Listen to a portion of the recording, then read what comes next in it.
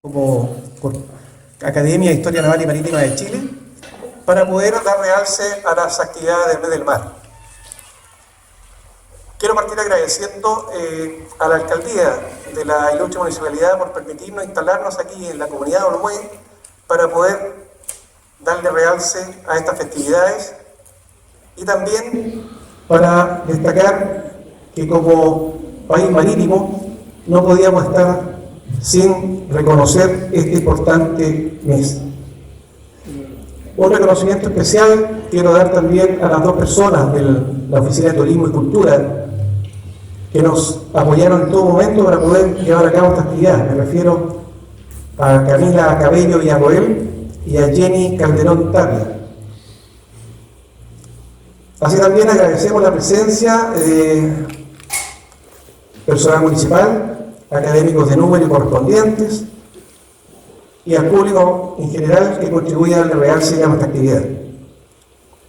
Homenajear al mar de Chile es un imperativo nacional producto de la vinculación de su territorio con el vasto litoral que baña el Océano Pacífico y que nos proporciona recursos económicos, actividad deportiva y recreacional y nos conecta al resto de las naciones del mundo.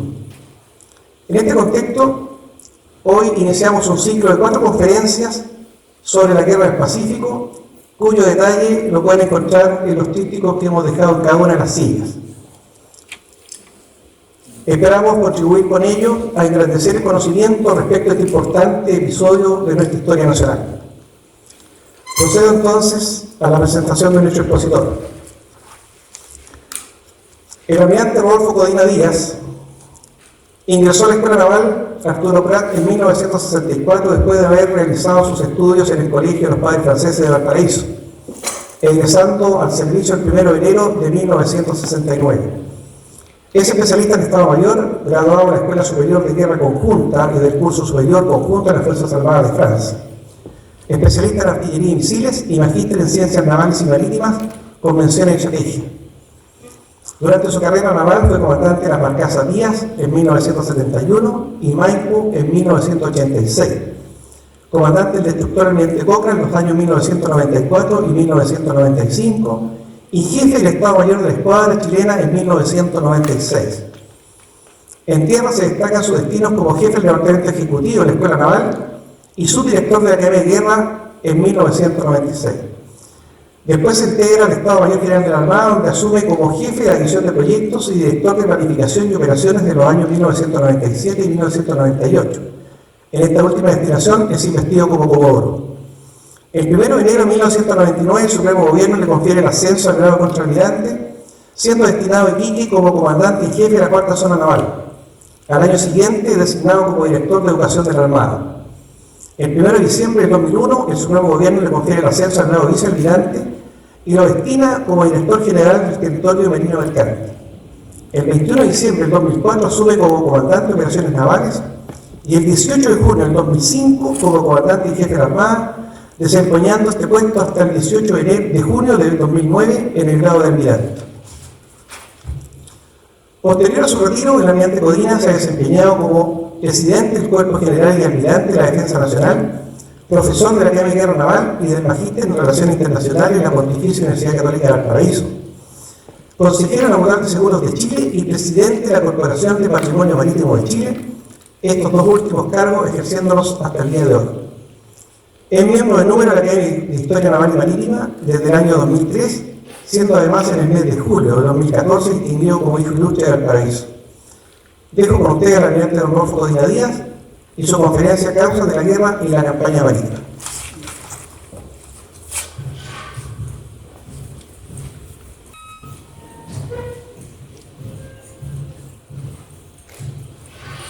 Bueno, muy buenas tardes. Es un agrado estar aquí en esta linda ciudad donde vivimos ya la constitución desde hace 3 años y un poco meses más. Voy a partir esta conferencia con ese esquema que estoy presentando. Vamos a ver algunos antecedentes, las causas de la crisis, cómo se desarrolla la crisis, hasta llegar a las causas reales y aparentes de la guerra, para ver después algunos temas importantes, como fue la situación interna de los países al inicio de la guerra, y también me tomé la libertad de ver las consecuencias, en realidad el tema de las causas, pero es bueno también ver las consecuencias de la guerra y la posguerra. Así que vamos a partir con los antecedentes. Bueno, al inicio de la época republicana, hablemos para el caso nuestro 1818, porque la independencia de Chile fue ese año, no 1810, que fue un grito, una idea de ser independiente, pero la independencia real se logró después de la batalla de Maipú. Nunca tuvimos unos límites muy bien definidos, porque España no se preocupó de dejar límites precisos en lo que eran sus antiguas colonias.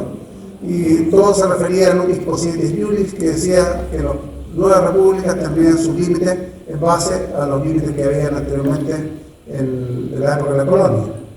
Entonces eran límites difusos, contradictorios, algunos desconocidos, o inhabitables o inhabitados porque eran muy lejos, o también por problemas de clima. En caso nuestro, con Chile y Bolivia, los primeros límites enunciados para el caso de Chile en 1822, se decía en la Constitución: Chile limita al norte con el despoblado de Atacama. Qué cosa más vaga que esa, no hay. Y Bolivia, desde el año 1825, considera la costa perteneciente al departamento de Potosí como parte del territorio. Y esto es interesante verlo, digamos, porque Bolivia, como fue la continuadora de la audiencia de Charcas, nace después de una asamblea que se desarrolla en la ciudad de Chuquisaca, donde el mariscal Sucre declara la independencia de esa región el 6 de agosto de 1825. Y el nuevo Estado le pone el nombre de Bolivia, en homenaje a su inspirador, que fue Simón Bolívar, y Bolívar, sin ningún título de nada, decide otorgarle salida al mar, por regiones que no eran de este nuevo Estado, de acuerdo a lo que era la audiencia de Charcas. Y escoge 3 puertos, que son Cobija, Mejillones o Loja. Entonces, podemos decir que no hay ningún título que justifique el puerto boliviano. El 1 de enero de 1826 declara habilitado el puerto de Cobija y le llaman La Mar. Y se hacen gestiones con Perú también para obtener como puerto de Arica, a cambio de un canje de territorio y entregarle Antofagasta al Perú. Y esto no fue aceptado por Perú. Y el presidente entonces Santa Cruz, que estaba en Bolivia, impulsa la caleta de Cobija, que lo declara además Puerto Franco. ¿Qué pasaba en Chile en esa misma época? Estábamos viviendo una situación de anarquía entre 1824 y 1830, que termina una guerra civil con la batalla de Vizcay en abril de 1830, y se había despreocupado totalmente del extremo norte. Las constituciones, como ya dije, del país reconocían un territorio del desierto de Atacama o el despoblado de Atacama hasta el Cabo de Hornos. Bueno, posterior a esto vienen incidentes entre Chile y Bolivia, porque cada uno reclamaba lo que creía que le pertenecía. Y se empiezan a presentar documentos tanto de Chile como la Capitanía de Chile y Bolivia, la audiencia de Charcas, en fin, documentos coloniales sobre las jurisdicciones que tenían estas dos entidades, y no se llega a ningún acuerdo. Posteriormente, digamos, en el año 1840, algunos emprendedores chilenos descubren que en el norte, en la costa norte, cerca de Mejillones, hay guano y salitre, por lo que es región de Tarapacá y Atacama, que era cotizado, muy bien cotizado en el mercado internacional. Y el presidente de la época, el presidente Bulnes, dispone que vaya una comisión a reconocer esa costa de Atacama para confirmar lo que decían estos emprendedores chilenos, que había guano y salitre. Y a la vuelta entonces, y él ve las posibilidades de tener esto como una buena ingreso al erario fiscal. Y entonces, continuamos, declara Chile en 1842, en octubre, una ley que dice que la propiedad nacional declara que todas las guaneras al sur de Mejillones y reconoce tácitamente que el límite al norte se ubica en el paralelo 23. 23. Está más al sur de Cobija. O sea, nosotros, decíamos, partíamos de ahí hacia el sur. Y Bolivia solicita revocar este decreto y reconoce, dice Bolivia, que su territorio llega hasta el 26 sur. Y a partir de 1847, los dos países están dispuestos a estudiar un tratado de límite. En ese tiempo no había ningún tratado entre los dos. Por otra parte, en 1863, la Asamblea Boliviana autoriza a declarar la guerra a Chile. Sí, las negociaciones por la vía diplomática de estos territorios no llega a un buen puerto para los bolivianos.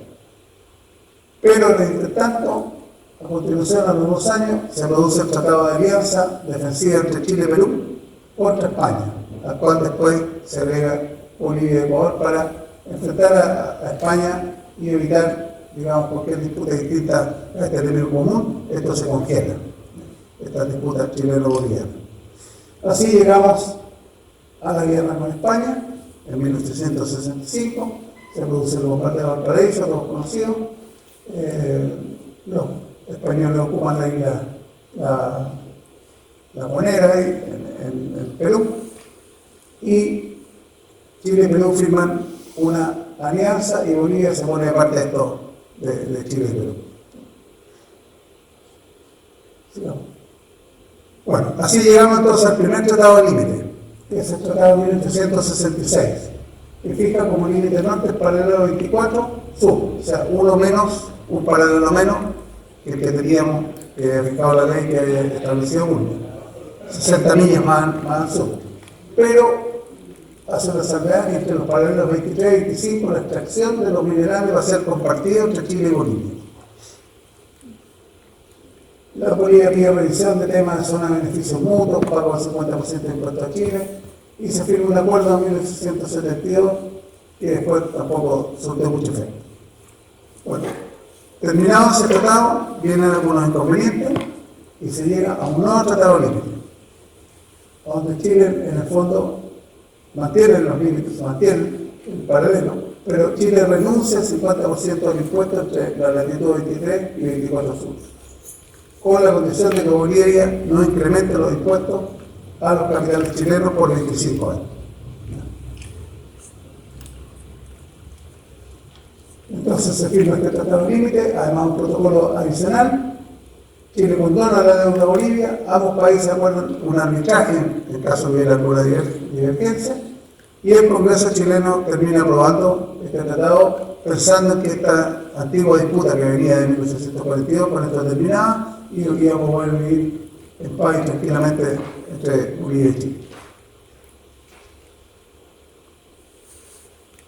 En el entretanto que pasaba todo esto, del Tratado de 1874 y el primero del 66, un año antes de que firmáramos ese tratado, se había producido un tratado secreto de alianza entre Perú y Bolivia, el 6 de febrero de 1873, donde Chile, ¿por qué se produce? Porque Chile empieza a invertir mucho en la región de Tarapacá y Antofagasta, y Perú empieza a ver amenazada su supremacía en la costa del Pacífico. Y entonces el objeto del tratado era proteger la integridad y la soberanía de los dos firmantes, Perú y Bolivia. Se invita a Argentina, pero Argentina no aceptó, tal vez por las diferencias que tenía con Bolivia en la zona de Tarija. Y Argentina invita al Perú solamente a un tratado bilateral también secreto de apoyo que no se concreta. En 1876 la situación, Chile recibe los blindados Blanco y Cochrane y con eso obtiene la supremacía naval en toda la región. Entre 1875 y 78 se produjeron tensiones más o menos importantes y graves con Argentina en la Patagonia, por lo que eran los límites de la Patagonia. 100 años después, en 1978, llegamos a lo mismo. Y finalmente Argentina trata de ingresar al pacto con el Perú Bolivia, lo que es rechazado por el Perú. Había diferentes posiciones dependiendo de la época. Y al comienzo de la guerra, Bolivia y Perú proyectan ofrecer territorios chilenos a Argentina a cambio que este ingresara a la guerra. Siempre estuvo tentando a estos dos países a Argentina que ingresara a la guerra. Hay mucha, digamos, análisis de este tratado secreto, cuál era el verdadero objetivo, imponer a Chile fronteras convenientes vía arbitraje, estaba militarmente débil. Otros historiadores consideran que el Perú debía proteger la pseudo-trinchera, tenían una alianza, siempre estuvo detrás la alianza por parte del Perú entre Chile y Bolivia para ocupar Tacna y Arica, y eso quedara en manos de Bolivia, a cambio de que Chile quedara con Antofagasta. Bolivia, ¿no? La puesta en práctica del tratado, cuando lo hicieron, lo pensaban que Bolivia no respetaría el tratado de 1866, y no se había hecho el tratado de 1874 todavía, y ocuparía la zona salitrera. Con esto Chile no soportaría este traje y declararía la guerra.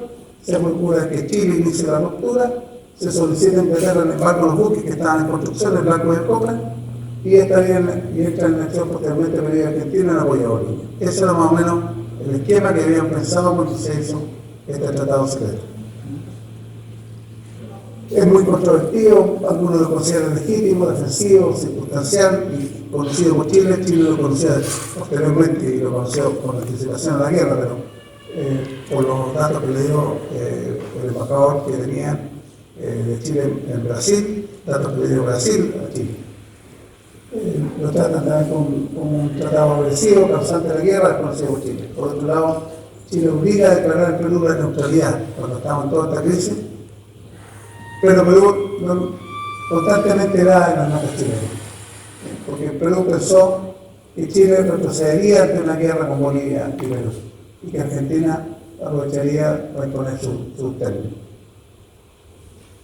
Bueno, se supo también, poco antes del inicio de la guerra, que el Perú estaba movilizando tropas, tenía 6.000 hombres ya en Iquique, que había movilizado desde el Callao a Iquique, y ahí un ministro chileno que llegó hoy, que va al Perú, presiona al presidente de la época, Prado, hasta que este ya no puede más las presiones, y le dice: mire, no puedo ser neutral. Pardo, que era el presidente anterior, me dejó obligado a Bolivia con un tratado secreto de alianza. Entonces el presidente de Chile, Aníbal Pinto, y todo esto lo vamos a ver después, vamos a utilizar un poco más, fue un Consejo de Estado, y el 5 de abril de 1879 declara la guerra a Perú y Bolivia. Hagamos aquí un paréntesis del tema del guano. ¿Y por qué también había tanto interés del Perú de involucrarse en todo esto? Porque el guano era el sostén de la economía peruana hasta 1870. Y después esto partió en declive por los precios. Entonces el gobierno peruano trató de regular la producción y regular el precio del salitre. Y estatiza a las empresas salitreras para controlar el precio. Por esta medida se enfrenta con la compañía de salitres y ferrocarril de Antofagasta, que era una empresa chilena con 34% de capitales ingleses. ¿Y por qué se enfrenta? Porque esta compañía explotaba salitreras en Bolivia, el Carmen y la Salina, libre de impuestos por 15 años. Y además tenía que construir digamos, un tren al interior. Entonces esta compañía impedía, en el fondo, al Perú a controlar los precios del salitre. Pero por otro lado, el Perú tenía licencia para comprar boliviana el depósito del Soco, y sin pedir la firma del Tratado Límite del 74, por la exhibición que tenía de impuestos con Chile. Y el 78, un socio de esta compañía, británico, acuérdense que tenía el 34% de esta compañía era británica, pero que también esa compañía le compraba salitre peruano en Europa, presionó al gerente de la compañía y le dice: oiga, ojo, porque si se limita la producción, si no se logra limitar la producción, van a tener dificultades administrativas con Bolivia. Ya le está advirtiendo los bolivianos. Y en el seguir de esta crisis, el 14 de febrero del 79, se esperaba que el mayor postor para un remate de esta compañía, y ya se había dispuesto al remate, como lo vamos a ver, fuera el cónsul peruano. Bueno, sí llegamos entonces a una crisis ya, sigamos, porque la Asamblea Nacional Boliviana Constituyente el 14 de febrero del 78, o sea, un año antes que se ocupara Antofagasta, aprueba la licencia de esta compañía, pero con un impuesto de un 10%. Acuérdense que había una limitación de no imponer impuestos por 25 años en el Tratado del 74. Y viola entonces este tratado. La compañía se niega a pagar y se desata entonces un conflicto diplomático. Chile indica que si se aplica esta ley, el Tratado del 74 va a ser declarado nulo, exige suspender la ley por un arbitraje, siempre se trató de buscar un arbitraje, y Bolivia empieza a exigir también otras cosas, como que el blanco se retire y las tropas se retiren de la bahía de Antofagasta. Bueno, así llegamos al 6 de febrero del 79, Bolivia rescinde el contrato con una compañía de salitre ferrocarril de Antofagasta y ordena el embargo y cerrar de todos sus bienes y rematar los bienes. Y el 7 de febrero Chile fondea al blindado blanco en la bahía de Antofagasta y al Cochrane lo mantiene en espera en el puerto de Caldera. El 8 de febrero, un telegrama del cónsul de Antofagasta informa a Santiago que el 14 de febrero sería el remate de la compañía. Y ese día entonces, el presidente de Chile, Aníbal Pinto, dispone ocupar Antofagasta. O sea, el día que sea el remate, se ocupa Antofagasta.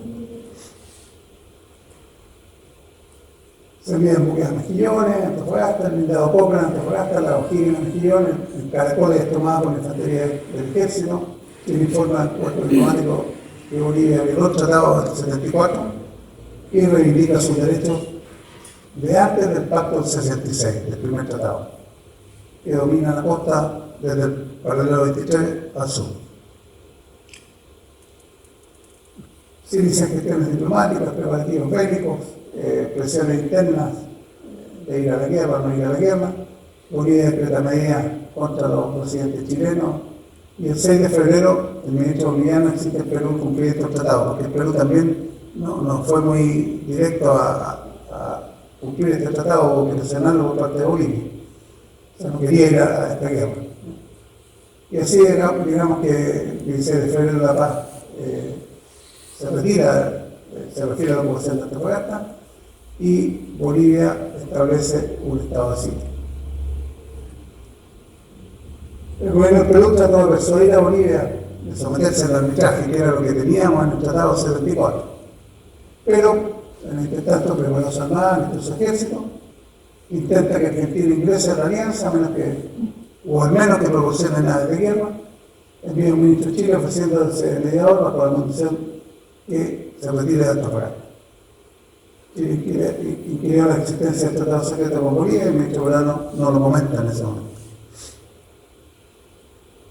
Bueno, el 1 de marzo, Bolivia declara el estado de guerra. Interrumpe el comercio, comunicaciones con Chile, expulsa a los residentes, embarga sus bienes. El 17 de marzo exige la neutralidad del Perú y días más tarde el Perú reconoce el tratado secreto. Y Chile entonces continúa la ocupación entre los paralelos 23 y 24.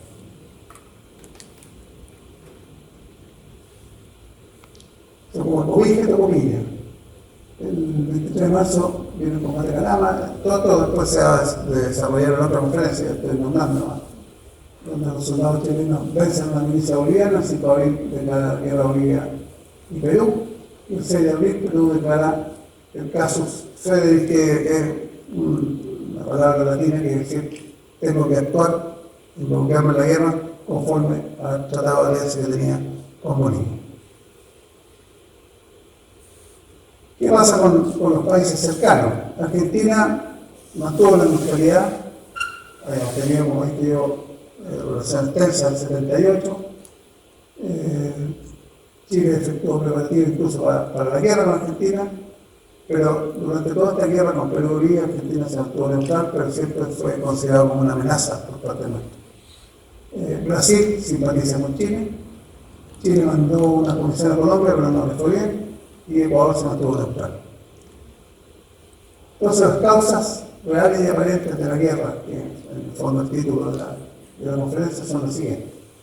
¿Cuáles son las reales?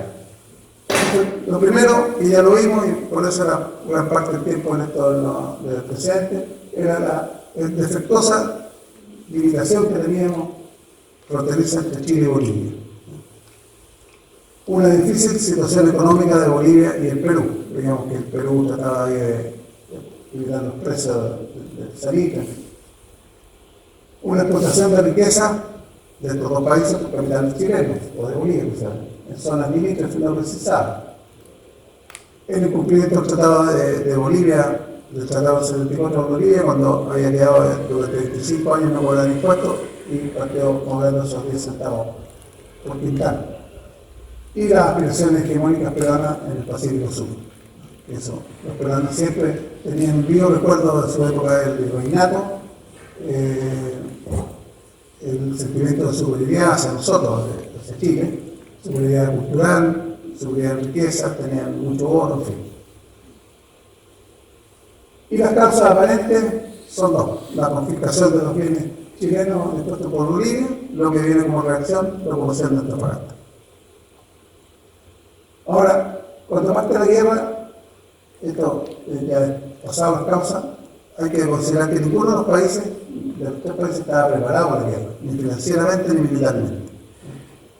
No tenían un Estado Mayor, no tenían buenos servicios sanitarios, en lo que en las Fuerzas Armadas o de abastecimiento. Sus naves de guerra estaban en mal estado, excepto Chile, que tenía estos dos blindados recientemente recibidos. El ejército chileno había disminuido su dotación, como está ahí, de 3.700 a 2.000 y tanto.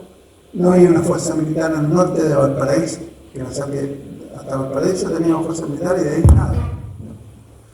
En la Armada, al final de la guerra, había un gran porcentaje de ingenieros extranjeros.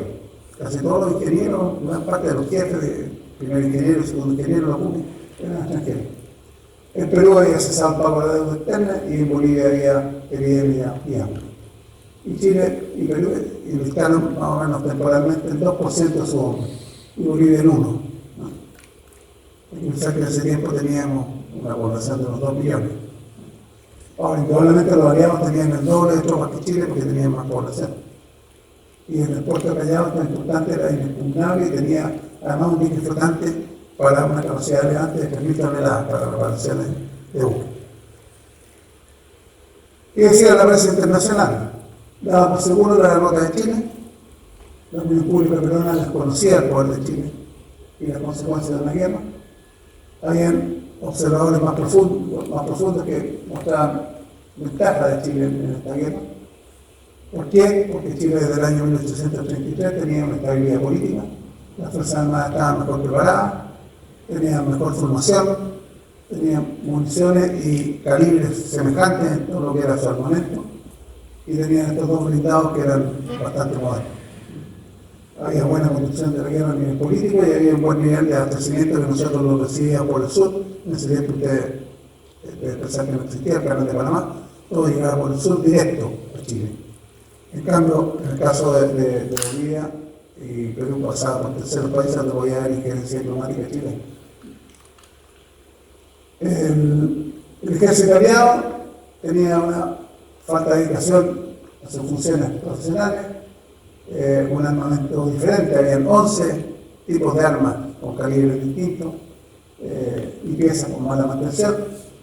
La Marina de Guerra del Perú también tenía dotaciones chilenas, que fue lo que se reemplazaba por el extranjero. Y la artillería y la caballería aliada eran inferiores a Chile. Y su abastecimiento, lo que les decía yo, pasaba por terceros países.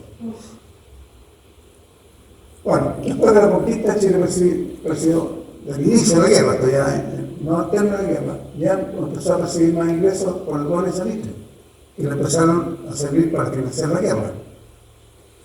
Y el Perú dejó, al contrario, de recibir estos recursos. Y Bolivia, después de la población de Arica y Tacna, su comercio por el Pacífico fue totalmente controlado por Chile. La situación interna de los países también, brevemente, Chile tenía, en la parte militar, tuvo problemas iniciales en la campaña naval y ejército y tuvo que hacer los cambios de comandantes en jefe. Por ejemplo, ahí están los cambios que van a armar, la almirante Williams, la almirante Riero, y en el ejército el general Arteaga, el general Cala y terminó el general Baqueano. Chile buscó siempre segregar a Bolivia. Y ahí hay un comentario de Gonzalo Bulnes, un historiador, que dice que arreglarse con Bolivia era como separar a estos dos aliados.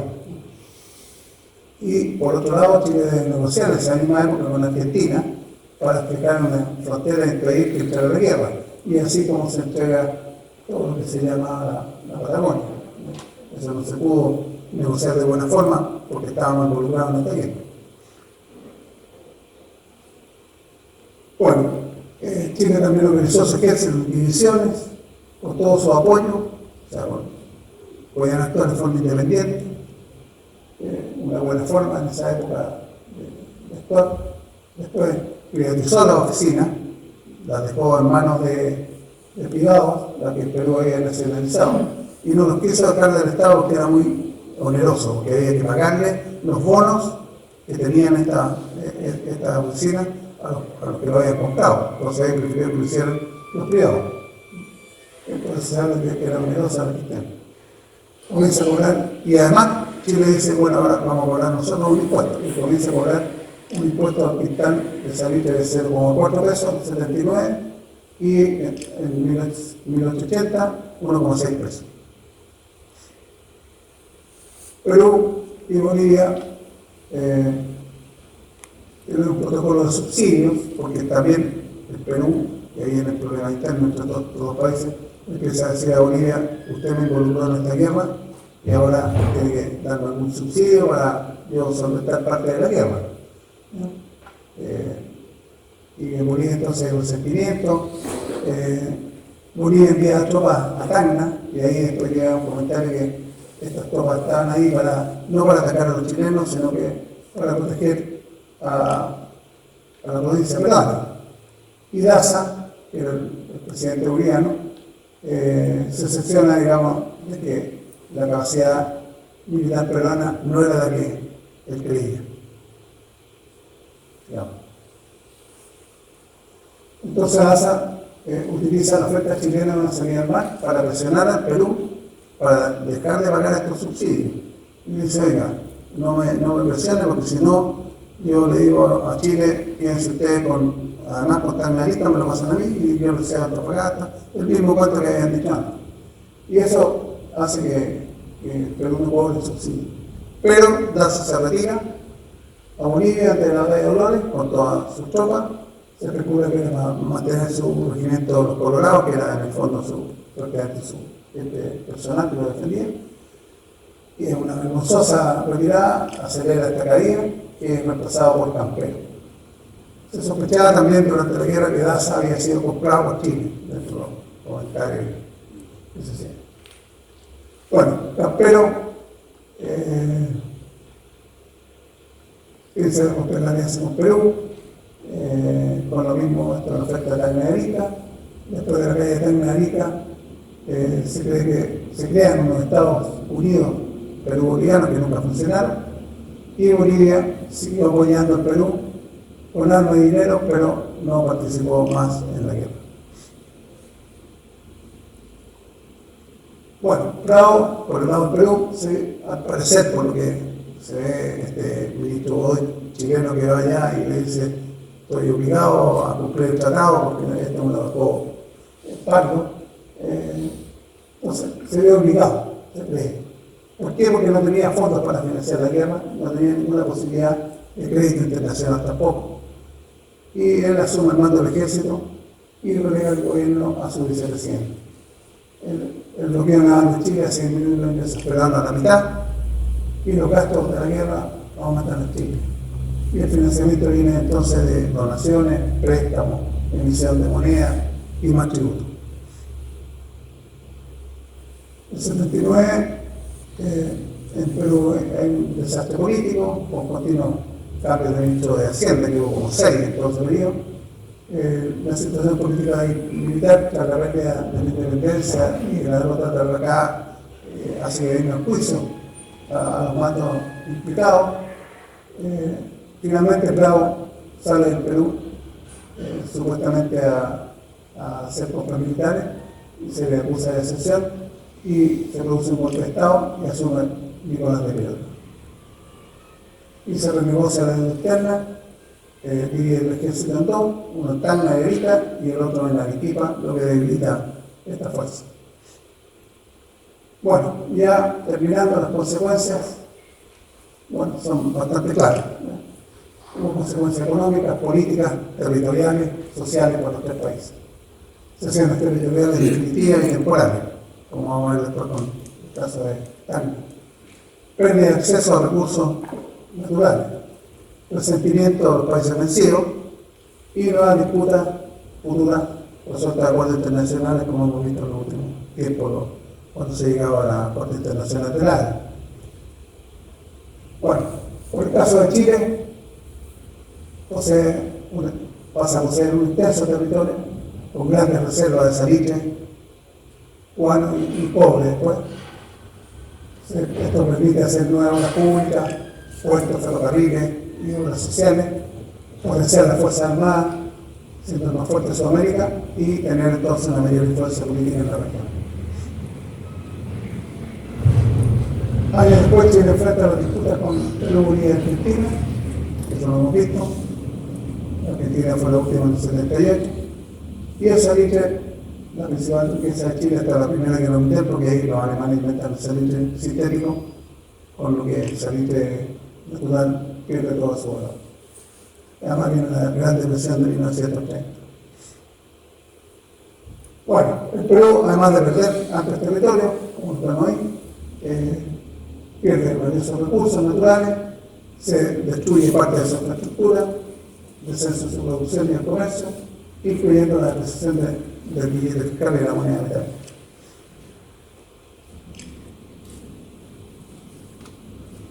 Viene un periodo de reconstrucción nacional, cambios políticos y sociales en el Perú, divisiones sociales entre campesinos de la sierra, los terratenientes, salida, el Perú salda asuntos pendientes con el Tratado de Ancón, y después el 29 con el Tratado de Lima, cuando se entrega Tacna, que considera que estuvo 50 años bajo la soberanía chilena, hasta el 29, del 79 al 29.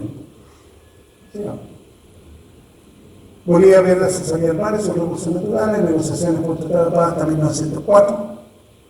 Ahí está el tema de la Puna de Atacama, que esto quedó así como está ahora ahí. Porque aquí había una diferencia entre Argentina, Bolivia y Chile. Bolivia, o sea, Chile después, cuando ya había terminado la guerra. Y esto se zanca en 1899 y queda el mapa de esa forma, con Argentina. Bueno, y la posguerra entonces, ¿qué es lo que nos ha producido? En Bolivia reconoce permanente soberanía chilena sobre el departamento litoral. Chile garantiza el libre tránsito de todos los bienes bolivianos, centro de impuestos por puertos chilenos y bolivianos. Todo lo que llega, por ejemplo, a Arica o Antofagasta de Bolivia, llega sin ningún cargo. Salida al mar ha sido un tema recurrente de Bolivia y lo tienen incluso hasta en la Constitución del 2009, declarado como un derecho irrenunciable. Pero en la Corte Internacional de Justicia de La Haya no le debe. Y con el Perú, en el Tratado de Lima, en 1883, el Tratado primero de Ancón, después de Tacna, que inicialmente Ancón dice que quedan en manos de Chile por 10 años. Pero esto después se postergó y finalmente el Tratado de Lima del año 29, que con la mediación de Estados Unidos se deja Tacna para el Perú y Arica para Chile. Y se fija el límite actual que es este territorio. El antiguo límite era hasta el 29. No. Bueno, las relaciones de Chile y Perú, que es donde más me va a centrar, porque con Bolivia no tenemos relaciones diplomáticas establecidas, son más cordiales que con Bolivia. Hay roces diplomáticos y de soberanía marítima, incluyendo la costa de La Haya, que fue lo que zancó finalmente acá. Nosotros teníamos establecido que el límite marítimo entre Chile y Perú era el paralelo del límite en el punto de la Concordia hasta en las 200 millas. Pero el Perú decía que no correspondía porque, de acuerdo a la forma de la costa y la Convención del Mar, las costas, la soberanía, la zona económica exclusiva debían ser de acuerdo a, digamos, en forma equitativa o equidistante con la forma de la costa. Bueno, finalmente se llegó a un acuerdo en la Corte de La Haya en que dejó el paralelo hasta las 60 millas y después viene lo que venía del Perú. Ahora mantenemos relaciones diplomáticas continuas, formamos parte de la Alianza del Pacífico, promovemos la integración mutua en comercio estratégico con Asia, generando un crecimiento de intercambio cultural. Pero, lamentablemente, ellos debieron, soportar los peruanos 3 años de ocupación militar chilena y que todavía eso, además de perder esta gran cantidad de tierra, les pesa. Además, el intento de chilenización de Tacna de Arica, y tanto Chile y Perú se han mantenido en una situación de desconfianza, lo que existía hasta el día de hoy.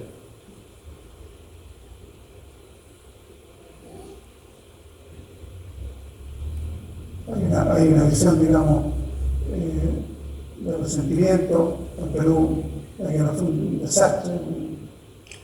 Chile pasa a ser, digamos, un polo de, digamos, visto, digamos, como que no es más querido por el Perú. Ellos tienen simbolismos, por ejemplo, el 7 de junio, que es el día de la toma de Tacna, de Arica, que es el día de la bandera. Y el 8 de octubre, que es como ya comentamos, con la pérdida del Huasca, el feriado en el Perú y el día de la Marina. O sea, la memoria histórica emotiva es mucho mayor en el Perú que en Chile.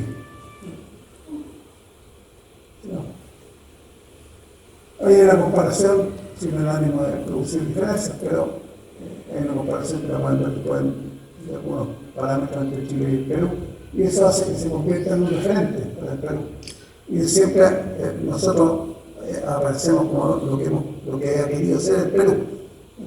Hay una admiración por nuestra institucionalidad, hay una añoranza de la figura de Diego Portales, de que como esta capitanía antiguamente pobre y olvidada pasa a ser un modelo de desarrollo. O sea, no dejan de mirar al sur. Y Alan García, que fue presidente del Perú, dice: superar a Chile es toda una biografía. Y terminó siendo referencial y evoca lo peor de la historia peruana. Y eso lamentablemente es así.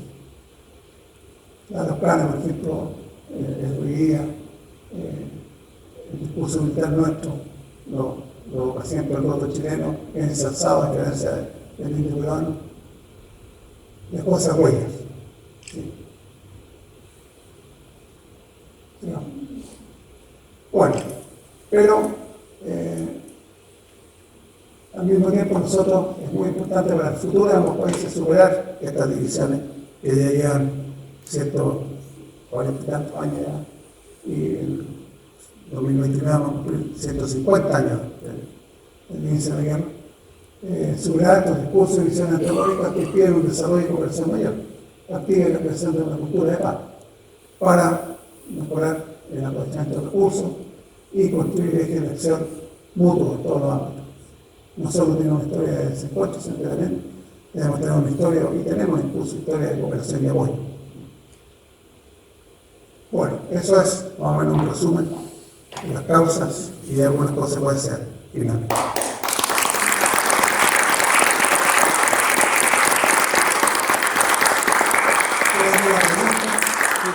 ¿Alguna pregunta sobre eso? Sí, yo quería preguntar. Tú lo dije la... Sí, por favor. Sí, señor Codina, felicitarlo por la exposición, muy interesante.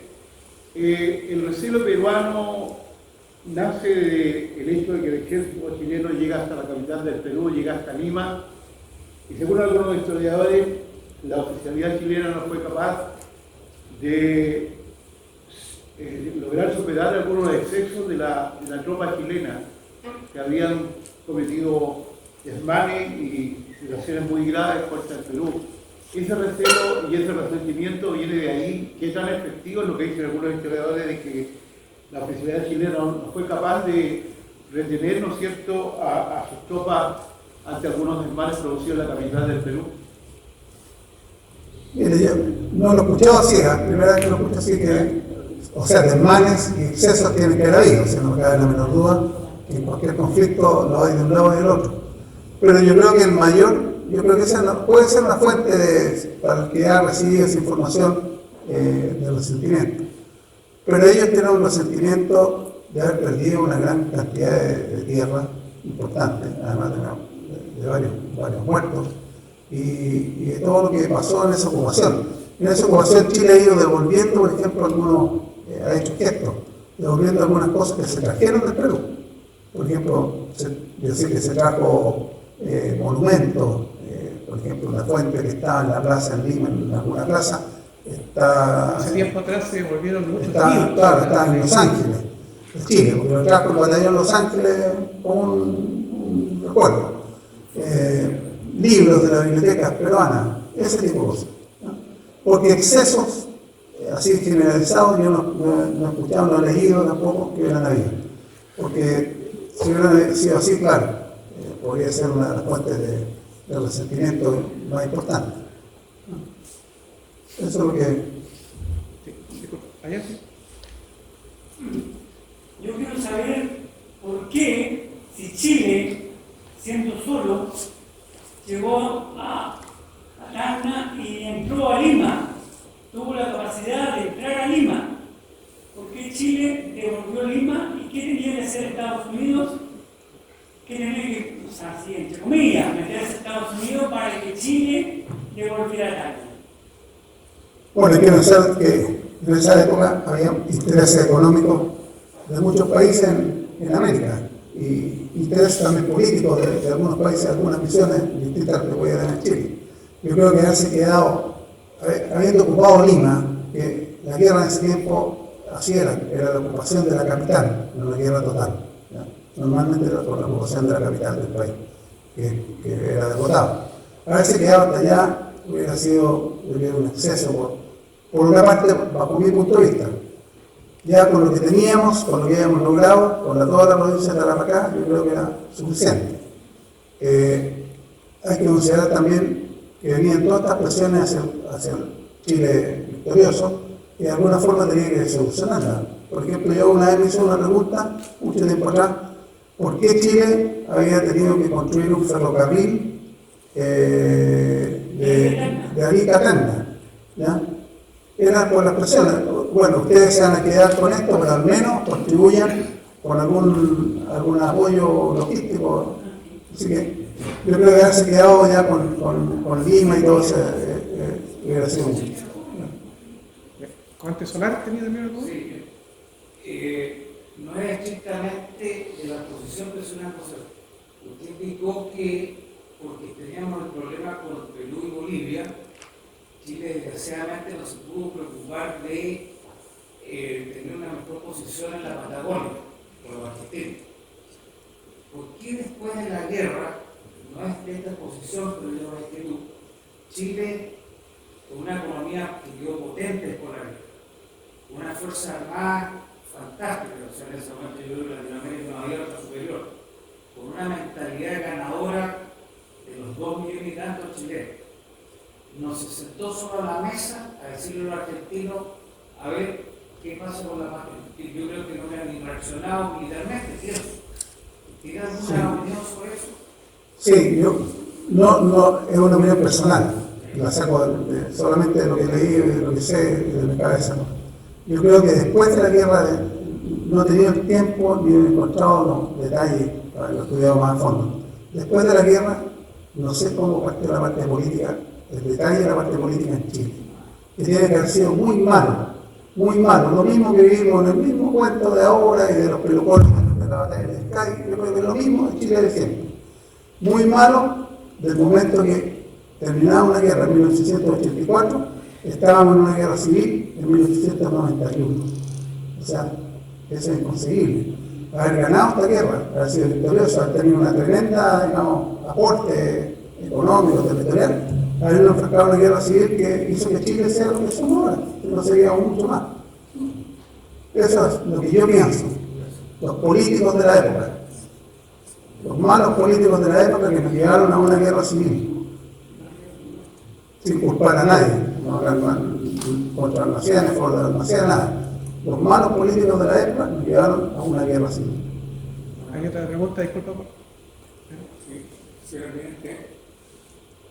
¿Hay alguna cifra estimada de cuánto fue al final, durante la guerra, el contingente que se logró, digamos, acuartelar para esta guerra? Porque si éramos un poquito más de 2.000, o éramos un poquito más, no, eran 2.000 los contingentes militares, y eran 2 millones de ciudadanos, ¿cuánto más se logró? Yo creo que yo sé los muertos en la guerra. Los muertos en la guerra fueron 10.000. 10.000 por parte de Chile. Y esos 10.000, 460 y tantos eran de la Marina. 9.500, hablemos de cifras más gruesas. 500 de la Marina, 9.500 del Ejército. Y esos 500 de la Marina, 143 o 147 de la Esmeralda. Esas son las cifras de muertos. Yo creo que nosotros llegaríamos a unos 50.000, más o menos, efectivos en la guerra. Ahora, lo que decía de la guerra civil, esos 10.000 muertos en la guerra del Pacífico fueron la misma cantidad que murieron en la batalla de Concón y Placilla. 10.000 muertos. Señor Codina, ¿qué hay de cierto de que la figura de Prat emitió un mayor entusiasmo patriótico que hasta ese momento, según los cronistas de la época, no había ese fervor patriótico por ese compromiso con la guerra, que la inmolación de Prat elevó el estado anímico? Eso, ¿y cómo era el sistema de enrolación? ¿Era voluntario, era obligatorio? ¿Qué tipo de clase social era la que tenía que estar defendiendo a la patria? Bueno, lo primero de Prat, yo creo que efectivamente la gesta de Prat, que fue conocida rápidamente en el país, no había redes sociales ni mayor cosa que un telégrafo y prensa escrita, no había radio. Se conoció tan rápido que, por ejemplo, en Santiago existe una bomba de compañía de bomberos que se llamaba la Bomba América. Esa bomba, el 30 de junio, o sea, un mes y días, 40 días, cambió el nombre y le puso bomba a Arturo Prat. Eso está en el centro de Santiago. Está todavía con el mismo nombre. Sí, eso. Bueno, entonces eso yo creo que motivó al país. El país se sentía también alejado de la guerra. Fíjense que las tropas, como decía yo, en Chile en ese momento llegaban hasta Valparaíso. En Valparaíso del norte no había ni un regimiento, no había nada. O sea, la gente de ahí nunca había visto militar. Entonces la guerra se veía como algo lejos. Y eso yo creo que fue que lo hizo que la gente se motivara más para participar en la guerra. Y se fueron creando estos regimientos de voluntarios en las ciudades, en fin. Ahora, la forma de reclutar a la gente era por el lado voluntario y yo creo que otro también no tan voluntario. Yo sé que ahí se hacían, en los campos se hacían redadas, aquí en los muelles se llevaban a Navarra y conocí a un viejito que era el abuelo de una persona que cuida una casa aquí, que los padres de él y los tíos participaban en la guerra del Pacífico, que estaban en la toma del Muro Oriental. Y tuve la oportunidad de conversar con él, vivía hasta los 106 años, yo le estoy hablando de un cuento hace unos 30 años atrás. Y él me contaba que llegaban aquí, los reclutaban y se lo llevaban obligados, se lo llevaban a Quillota. En Quillota le hacían instrucción militar, 2 meses. Y de ahí a Valparaíso, en buque, y te fuiste para la guerra. Así fue el sistema, pero también hubo mucho voluntario, mucha gente voluntaria. Una última pregunta. ¿Por qué para mí, y no sé si para todos ustedes, es doloroso de que la gente, los jóvenes, los viejitos, quisieran ir a la guerra, y cuando la guerra terminó, el gobierno o la gente que estaba en las grandes autoridades nunca hicieron nada para que la familia de esa gente que había luchado por Chile le dieran una recompensa. Bueno, hubo muchos soldados que murieron así desconocidamente. Hasta el día de hoy, por ejemplo, en algunos lugares no hay un recordatorio, están en unos cementerios por ahí todo arruinado. ¿Cómo no tuvieron ese pensamiento de que esa gente que está enterrada ahí, anda repartida por todos lados, que hasta el día de hoy nadie me da esfera? ¿Cómo no pudieron decirle, oiga, usted fue parte de esto, tome, aquí tiene un bono, una cosa? ¿Qué pasó? Sí, bueno, yo creo que inmediatamente después de la guerra, el país, los políticos, las autoridades comunales, en fin, se dedicaron a lo suyo, y esta gente quedó media en el olvido. Yo sé que después de muchos años se vinieron a dar pensiones a las viudas por peticiones de algunas personas influyentes, y no sé en qué época se crearían los veteranos del 79. Ya cuando se crearon los veteranos del 79 se tuvieron mucho más visibilidad, participaban en los desfiles, en fin. Y con la gente que está muerta, que está en algunas tumbas desconocidas, poco a poco algunos han sido, digamos, trasladados, porque se ha conocido el lugar, o se ha mejorado su tumba, por haber sido un héroe que participó en la guerra del Pacífico. Pero ese es el pago de Chile, como lo hemos visto en muchas cosas. Doloroso, ¿ah? Es doloroso. Sí. Es doloroso. Sí. ¿También Terrell? Me miraste, a pesar de que, según la cifra, no eran muchos los intereses ingleses, el 34% de lo que había en la frontera. Sin embargo, hay algunos historiadores que aseveran que Inglaterra se hizo todo lo posible para no contribuir a la paz, sino que lograr que efectivamente Chile, pensando en los beneficios para los ingleses, tuviera la victoria finalmente. ¿Tiene algún antecedente efectivamente o cuál fue la actuación de los ingleses, a diferencia del gobierno norteamericano que trató de mediar y contribuyó o intentaba por lo menos de la participación? No, yo creo que los ingleses fueron neutrales pero favorables a nosotros, a Chile. Tal vez por lo que tenían un 34% de esa compañía, pero también ellos tenían toda la historia de la formación de la Marina chilena, desde Cochrane, había una bastante comunicación entre estos dos países. Los blindados habían sido construidos en Inglaterra, casi todos los buques, la Esmeralda de Pratt había sido construida también en Inglaterra. Entonces había una buena, digamos, sintonía en estos asuntos. Ahora, incentivó que nos metiéramos en la guerra el gobierno, no tengo antecedentes, pero no cabe en lo menor duda que la compañía esa que tenía el 34% de los capitales de los ingleses no han querido por ningún motivo pagar ni un centavo de los centavos que nos estaba cobrando la Daza, los 10 centavos. Yo quiero plantear una inquietud a raíz de las cifras que usted da, que son similares a lo que costó en Chile la guerra civil de 1891. Aquí el sacrificio lo hizo el ejército, porque fue una guerra que se hizo mucho por tierra. Tenemos solamente 500 bajas en la Marina y 9.500 en el ejército. Obviamente porque fue una guerra que se dio más en tierra y no en el mar. O sea, el sacrificio del ejército fue encomiable. Sí, bueno, es por la forma en que fue la guerra. Y yo creo que todas las guerras que han sido así, no solo en Chile, los porcentajes son similares. No sé cuál será el porcentaje de los muertos norteamericanos en la Segunda Guerra Mundial, no me cabe la menor duda, que son mucho más los infantes, y para qué decir de los alemanes. De los alemanes, de los 6 millones de muertos que tuvieron, deben ser muchos soldados más que marinos. Y lo otro, este es un ciclo de charla, me imagino que tal vez esa temática la va a tocar más adelante, pero me sorprendió un dato que usted da que dice que dentro de la gente del Perú, no sé si el contingente, no entendí bien, había chilenos que fueron apartados y dados de baja. ¿Por qué se produce esa situación de chilenos insertados en territorio peruano y que estaban ahí, que fueron dejados de lado por razones obvias. No, eran marinos. Marinos, Pero, claro, claro. ¿qué se produce eso?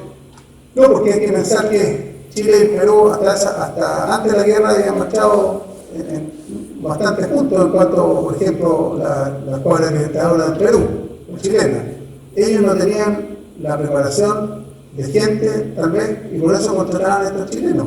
Y chilenos que querían trabajar y no tenían a lo mejor la posibilidad de estar acá en Chile, se metían a la marina peruana. Entonces, esos chilenos, obviamente, si parte de la guerra con Chile, los sacaron. A eso me refiero. Claro, muchas gracias. Claro. Disculpa, en beneficio del tiempo, podemos seguir conversando después en el café. Le damos nuevamente un aplauso a